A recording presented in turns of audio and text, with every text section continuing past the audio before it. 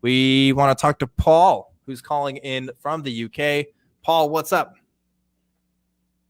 Hey, I just wanted to talk about a version of the Kalam. I know it's quite a dead argument. It's been used so many times, but maybe something fruitful can come from this discussion. So basically, the first premise in this version would be the universe began to exist. So we might as well just start on that one. Hold on. So, but you're just stating the conclusion of the Kalam. What's the first premise? The conclusion of the Kalam is the universe has a cause. Yeah, I'm sorry. This is my bad. Yeah, this version of the Kalam is just it's kind of switched around different, but it still follows the same form. It's still modus ponens, so it's fine. The form is fine. We just need to worry about the truth of the premises. So the universe in this case, the first premise is the universe began to exist. The evidence for that would be, there are two options. The universe is either finite or is infinite. The universe, a past eternal universe, so an infinite, a universe that's infinite in its past, would involve there being an actual infinity in the past. And considering the fact that the way time works is that you have one moment after the next, you would need to have an actually infinite succession of events that would need to pass, which is a contradiction because by definition, an infinity is boundless in one end. So you would never be able to complete the past and get to the present. But clearly we're in the present now, so it can't be infinite in its past. So it has to be. So the universe began to exist, in other words. Mm-hmm. Okay. Would you disagree? Well, I'm somebody that likes hold on. I'm somebody that will probably just grant you all the premises to see how where your conclusion fall or where it gets to God, because I don't. Mm-hmm. Even if we establish universe as a cause or something like that, it doesn't get you to the God, which is the part I care about. Now, if I'm pedantic about it, I don't think your assessment on the premises is just start with the universe as a cause based on the infinite regression is the case. It seems like you're avoiding the. Let me ask you: is part of that baked into there? The fact that everything seems to have a cause, is that baked into that? Not necessarily. You said I know usually the first premise of the Kalam is everything. Yeah. This is just specifically about the universe, or maybe I should have said physical reality, because we don't really, even if the universe had a cause, it doesn't mean the whole of physical reality does. So I think from here on out, whenever I say universe, I just mean the entirety of physical reality. This would just be talking about physical reality. It isn't necessarily talking about, like the purpose of it is to try and avoid, questions about quantum physics and maybe set theory and maths, where people try to say that, you can have an actual infinity, or maybe things come into existence without a cause. So it's basically supposed to make it simpler. We just focus on whether the universe had a beginning. It can't be infinite for the reason I just gave. So sure, I guess my hung up on me is the cause part, especially because I might be one to agree, if I'm going to be pedantic, an explanation. I'm not necessarily going to say that cause and explanation are equate to each other, right? When we talk about a principle of sufficient reason, that is couched in terms of explanation. It's not couched in terms of causes. So I'm not going to necessarily agree with the words you choose for cause in the first premise. I might say has an explanation, maybe.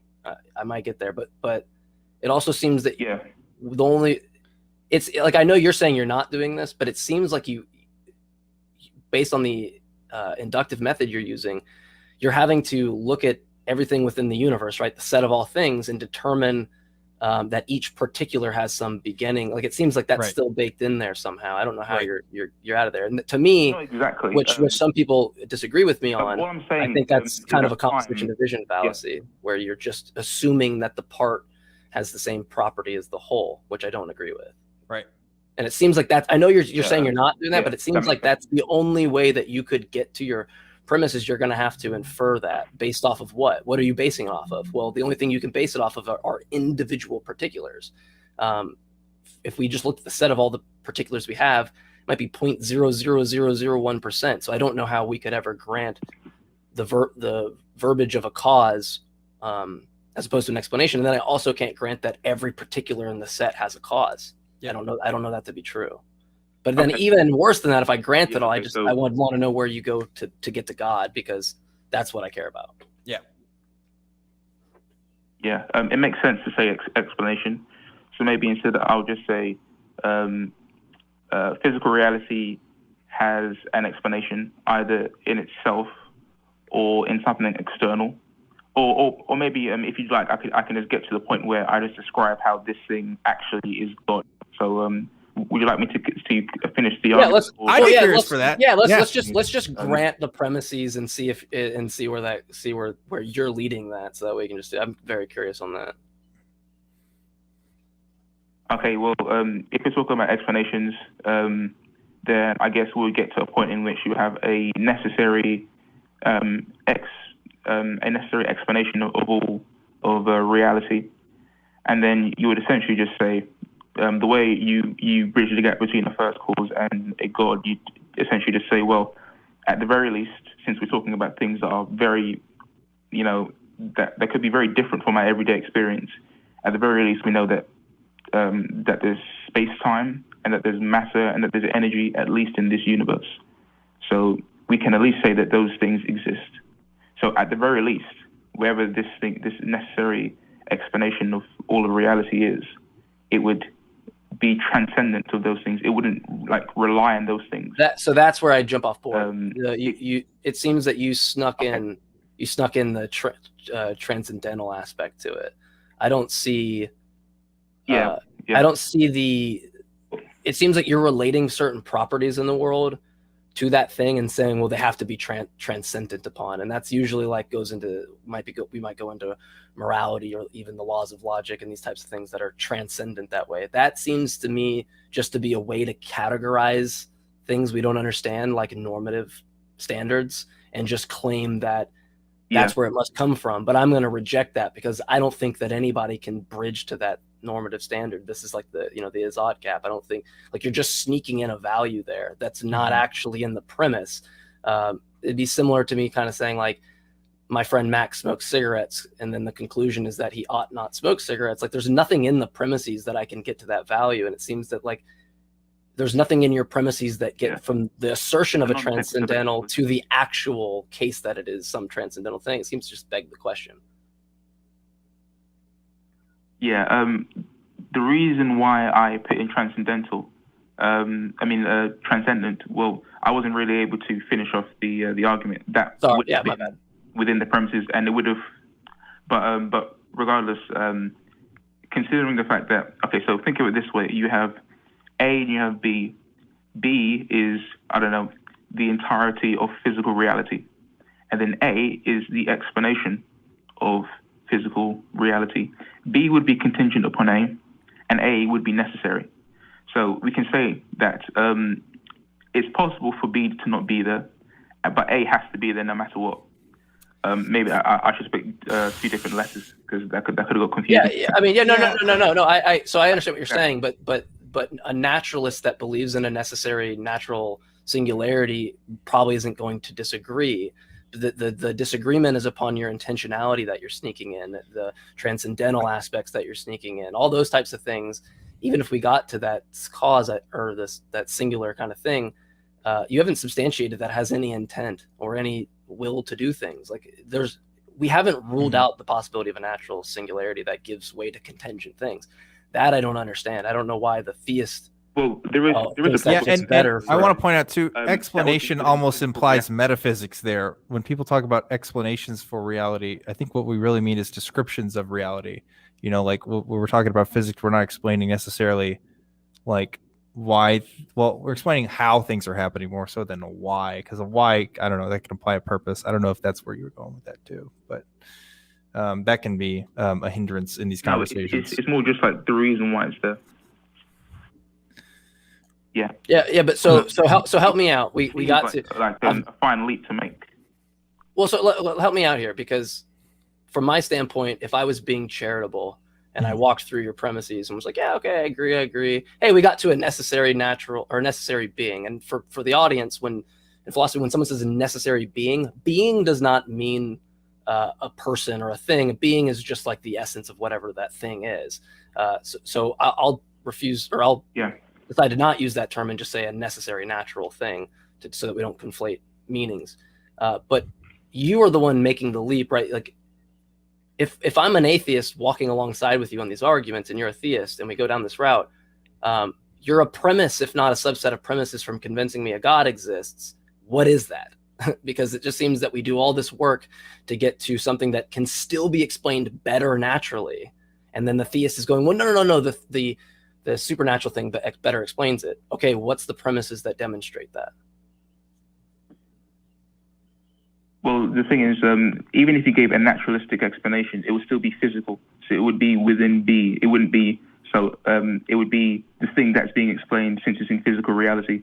It wouldn't matter if it's made of the same substance. You're just arbitrarily ruling out that it must be of some other substance. That there's no demonstration that because I would use a similar substance that it couldn't be contingent. That a necessary thing in that case wouldn't be the case. Well, this is the explanation of physical reality. Physical reality can't explain itself because that would make it necessary, and things that change or things that have access to property. You're using a universal of physical to categorize it in a way, but that universal doesn't actually exist. It matters about the particular items that we just describe as the thing as physical. Yep. Physical isn't some universal that like actually exists. Well, I think that'd be the error. But the thing is, like, logic is universal though. So I'm basically just using logic and at the very most a tiny bit of metaphysics. I'm not understanding how that's getting to the intentionality. Yeah, I'm not sure either. Like by this same kind of thinking, like we'd have to have an explanation for the transcendental, and then the explanation for that. It's not, as JMike is pointing out, like there's no particular reason why we have to describe things the way that we're talking about or use the terms that we're talking about. Like doesn't have to be a particular reason why we couldn't have an explanation that isn't natural. Like it might intuitively make sense that it's something beyond natural, but we don't actually know that for a fact. We aren't able to demonstrate that either. We're at best able to make philosophical arguments to the case, but there's just no way to really show that. So yeah, and I think it's Hilbert field. It would still be a physical, like even if people relate to that as this necessary kind of energy field, still physical. All information's physical. Every prediction we make in that sense comes off of that. Like to even add some new substance is for you to have all your work ahead of you. You're positing positing something. There's no problem with that though.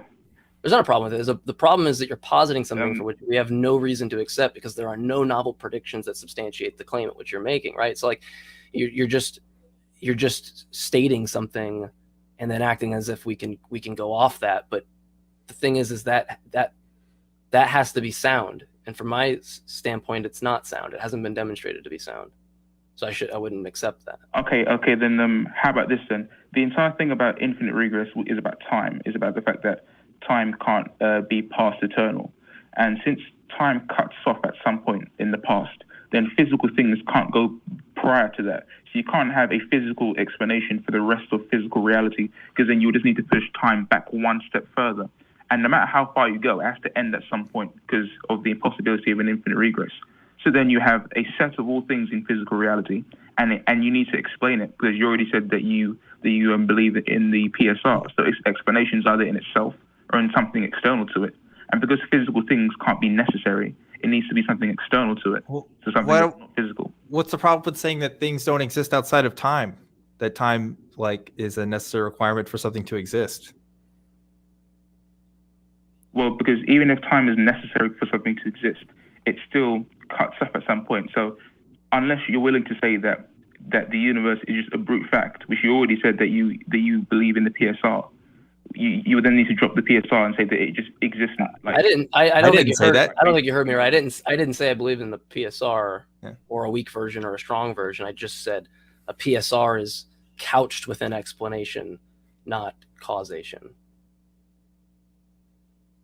Yeah, well, would you say that, considering the fact that this entire argument kind of rests on whether you believe in the PSR or not, because then if you don't believe in the PSR, then God can just be a brute fact. The universe can just be a brute fact. Well, yeah, sure. Then the universe could be a brute. The universe could be just a brute fact. But the thing is, I am not the one making a metaphysical claim. I'm not making certainty towards whether it is or is not. I like to explore these and think of different ideas. But you are presenting a claim at which you have access to some metaphysical necessary thing. Yep. From my standpoint, like, I don't see how, like, first off, you're going to have to give me an account for certainty for you to even do that. Because, like, as far as we can tell, there's no way to distinguish your just confidence about it as opposed to the arbitrary presupposition that you're applying there. So I don't. Yeah. That has to be about, like, doing away with any contrary opinion. I know, but look at it this way. Like, do you know what principle of parsimony is? I've heard of it, but I'm not too familiar with it. It's kind of similar to Occam's razor in a sense, right? Like, so you compare two theories. You don't want to add or assume extra entities that are unnecessary. So if we just take this from where we've gone, and I go to this necessary thing, whether it's a brute fact or whether it's not, whichever way you want to paint it, I think that either way, the natural explanation there is better. It doesn't add this extra ontological baggage that you have as a god, or this extra metaphysical baggage. And then worse than that, you're only presenting it from this very limited case.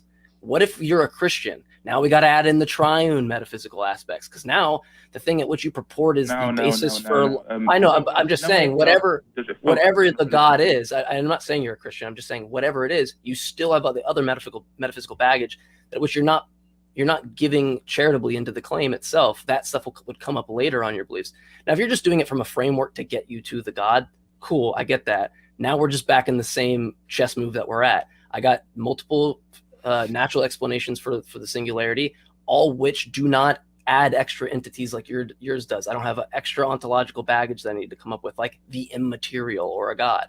So you have a lot of work ahead of you in that sense. Would you think that yours default doesn't add extra entities that you have to substantiate as opposed to the natural? The reason why you need an extra the reason why you need an extra thing to ground reality is that reality cannot ground itself. So you may say it's more simple, but it can't stand on its own 2 feet, because time must be finite in its past. I don't know what you mean by ground, because if you're saying you need something like grounded ultimately, I reject that, because you don't need ultimate. You just need something that is relative. I don't need to know how health is defined in order for me to know what phenomenological states are better than others.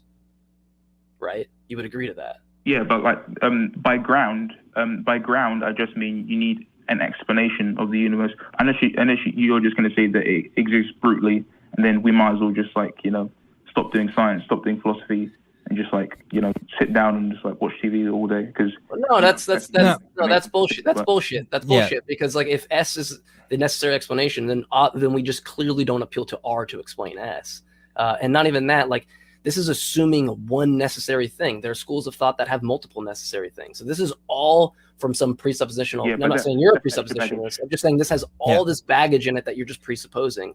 And there's multiple alternatives. But regardless of what they are, the natural explanation is going to win out, because it doesn't add extra ontological baggage or metaphysical baggage.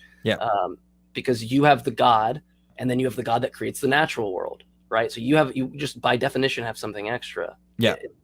From just a propositional standpoint. But the thing is, Paul, we got to cut off the show here. We're running out of time.